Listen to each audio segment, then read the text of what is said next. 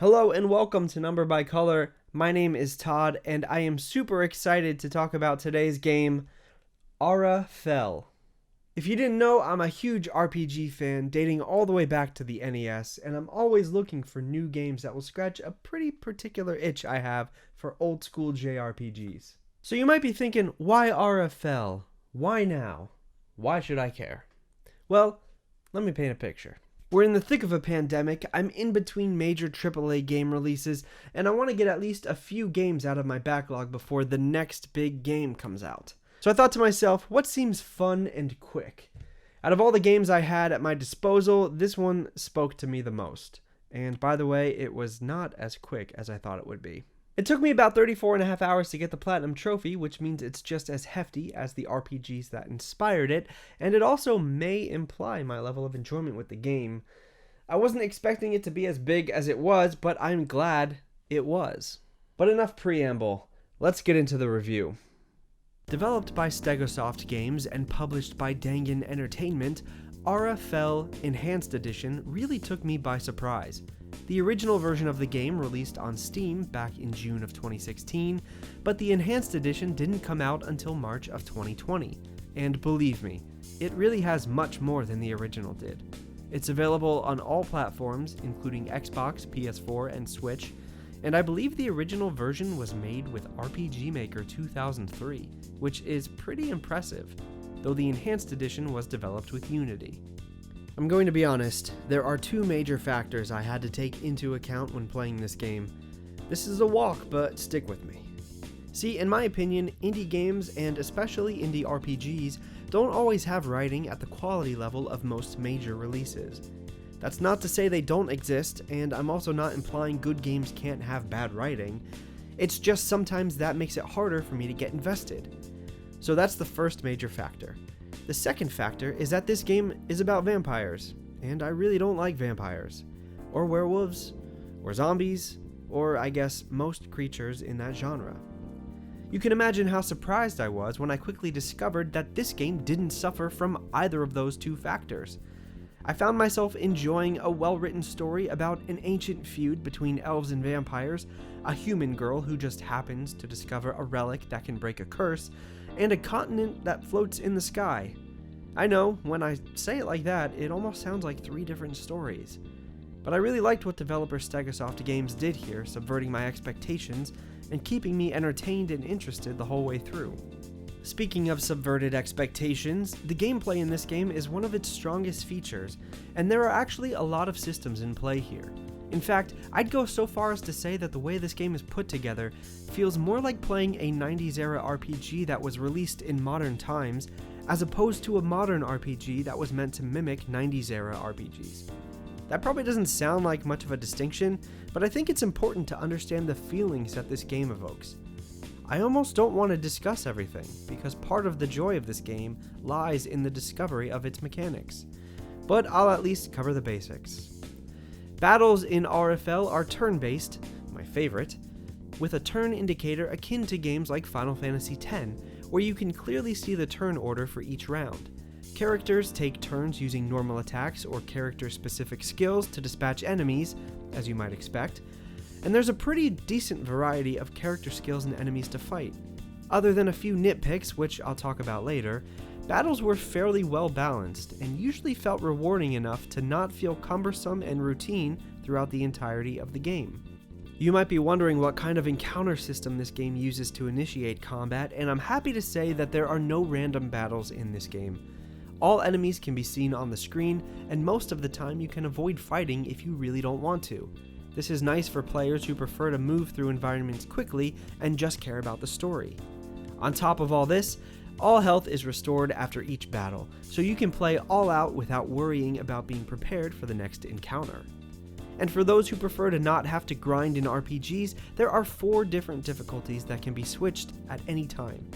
On the highest difficulty, there were some occasions where I needed to grind before progressing, but I was mostly able to get through without many problems, once I figured out my strategies. And when it comes to character progression, this game is all about choice. Every time you level up, you receive 10 points to allocate to 4 different attributes: power, defense, agility, and wisdom. Power increases physical and magical damage. Defense increases HP and physical and magical defense. Agility increases speed, critical hit rate, and dodge rate. And Wisdom increases MP, the amount of MP restored each round, and critical hit power. What I like about this system is that all 4 attributes are important, which sometimes makes it tough to choose how to use your points each time you level up, encouraging you to level up more to get stronger. And if you ever want to get all your points back and start over, you can always reset your stats for a small fee and reallocate all your points. But leveling your character isn't the only way to get stronger. Throughout your journey, you'll find character-specific items you can use to upgrade characters' individual skills. These upgrades range from making skills more powerful to adding special effects, such as healing your character every time you use that particular special attack. In some cases, skill upgrades are an either-or situation, which means you'll have to choose between 2 sometimes very different options, adding to the amount of customization your characters can have. Not only can your skills be upgraded, but each of the 4 characters in the game can also receive a class upgrade, which further enhances how you play the game. This is somewhat similar to Trials of Mana, where your character can choose one of 2 class changes, each of which comes with their own set of skills. All these things added together add a lot of variation to the game, giving you a reason to play again, or at the very least, making you really think about how you want to build out your party. With all that being said, there was one aspect of the skill system that I found a little bit disappointing, and that's that all your characters learn all their skills pretty early on. I understand that this is because it's not so much about the learning of the skills rather than how you use them and upgrade them, but I still would have liked to at least have some sense of reward for leveling up other than just stat boosts. I want to talk a little bit about the weapons and armor in this game because it ties into another system that I really enjoyed, even if I didn't fully utilize it, and that's the crafting system. As you explore the world, you'll be able to collect ingredients you can use to craft potions and special items, if you've learned the formulas, as well as upgrade your weapons and armor. I did craft potions here and there, but not as much as probably intended by the developer. I did, however, really enjoy that you had to craft better gear. There is not a traditional equipment system in this game. All weapon and armor upgrades come from crafting. Don't worry though, this isn't Final Fantasy VIII. You don't have to find special magazines and super rare items to upgrade your weapons. It might take a little bit of extra exploration or saving up some money to buy ingredients, but you'll be able to get everybody's equipment maxed out by the time you get to the final boss. I found this system to be a really fun way of handling equipment upgrades, especially when you get to a new area with stronger enemies. Usually, I would only be able to upgrade a few pieces of equipment at a time, and I'd have to choose between making my weakest character a little stronger with defense, or making my stronger characters a little bit stronger with offense to make up for the weaker one so that I could kill enemies faster. It's a good system that isn't often implemented in modern day RPGs. When I said this game harkened back to 90s RPGs, I wasn't kidding. Visually, this game was constantly reminding me of classics like Secret of Mana, Lufia 2, and Lunar. This pixel art here is beautiful, and you can tell a lot of love and care went into the creation and aesthetic of every character and environment. In fact, there are a ton of unique character models, even in towns, which is often not the case in games like this. There are really nice environmental effects as well, with varying wind, debris, and leaves flying across the screen at any given time when you're outside. In addition to that, character and enemy models look great, and there's even some really nice animation when jumping, crouching, and excavating throughout the environments. One odd thing I will mention is the world map. It has a hand-drawn aesthetic that doesn't quite fit the rest of the art style, and sometimes it didn't quite work the way I expected it to. It didn't really detract much from the overall experience, it just seemed a little out of place in an otherwise great-looking game. The music of Ara Fell is lighthearted and catchy, though I wouldn't necessarily consider it to be super memorable, and there isn't as much variety as I might expect. That's not to say that it isn't good though, because it is. It always sounded pleasant, and it is used well to fit the tone of any scene. There are a few standout tracks, especially some of the dungeon music, but this is an instance where I could probably have had a little more variation overall. That's probably a nitpick though, because it really does have nice soundtrack. I mentioned earlier that I got the Platinum Trophy for this game, and it's probably what led to my 34-hour playthrough. There are only a few trophies for story events, but you'll likely get most of the other trophies without any problems. There's one trophy tied to difficulty though, so you'll want to be aware of that before starting the game. Otherwise, I don't think anything is missable.